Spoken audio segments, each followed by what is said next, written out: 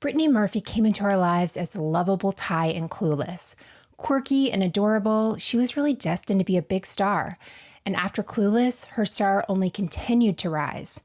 So how did the wildly successful star end up dead at the young age of 32 after a bad case of pneumonia? Brittany didn't suffer through her pneumonia alone. Both her mother Sharon and her new husband Simon watched her suffer, but neither sought to get her the proper medical attention she desperately needed. And just 6 months later, her husband Simon was found dead at the age of 40, also from pneumonia.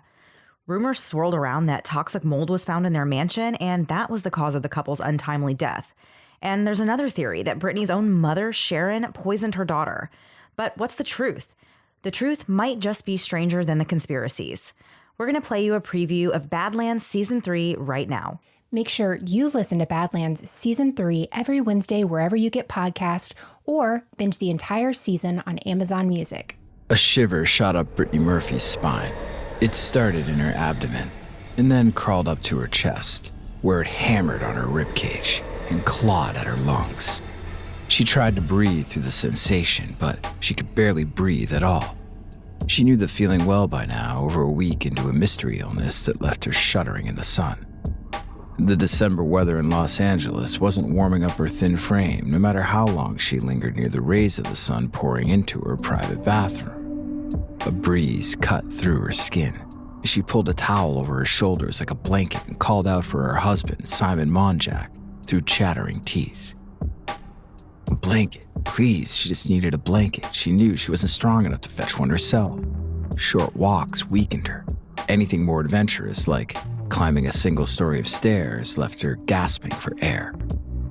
If Simon had heard her request and the death rattle of her clicking teeth, he didn't acknowledge it. He was off in his own little world, thinking about his own dreams of being famous, no doubt. As she turned the page of a fashion magazine from her crouched position on the floor, her chilly hand shook so fiercely that it ripped the bottom page. Brittany grimaced and pulled her knees tight to her chest. One last attempt at salvaging any body heat.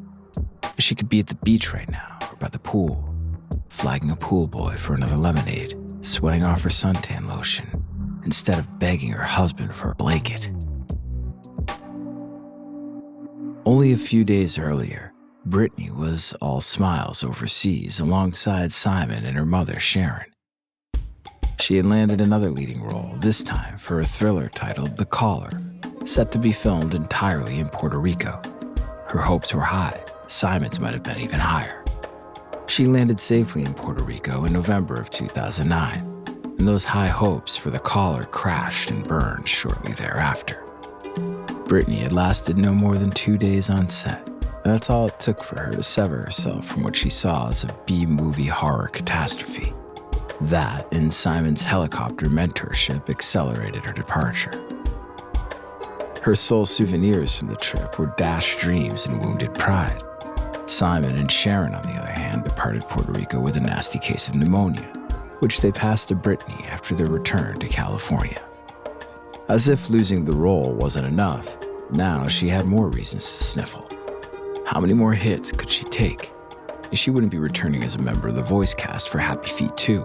Her much-anticipated role in The Expendables was written out of the script, and she lost her role as Tinkerbell for a straight-to-DVD Disney movie. And now she couldn't last 2 days on set for a movie she didn't even want to be in. This was an unprecedented low for her. An unprecedented low that directly contradicted everything else Simon demanded from her. Simon says she needs to make a real Hollywood comeback. Simon says she needs to be thinner. Simon says these roles are better than those roles. Simon says he'll always take care of it. Simon says.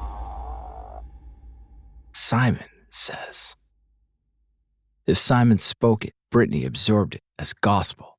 She assumed it was the truth because there wasn't anyone else around her to tell her otherwise. In 2009, Brittany had no direct access to her email, no direct access to her personal cell phone. Anyone who wished to speak with Brittany had to go through Simon first, and then speak with her on Simon's terms. Friends and family couldn't even reach her via landline. Simon cut the phone service in her house that she bought with her movie star money.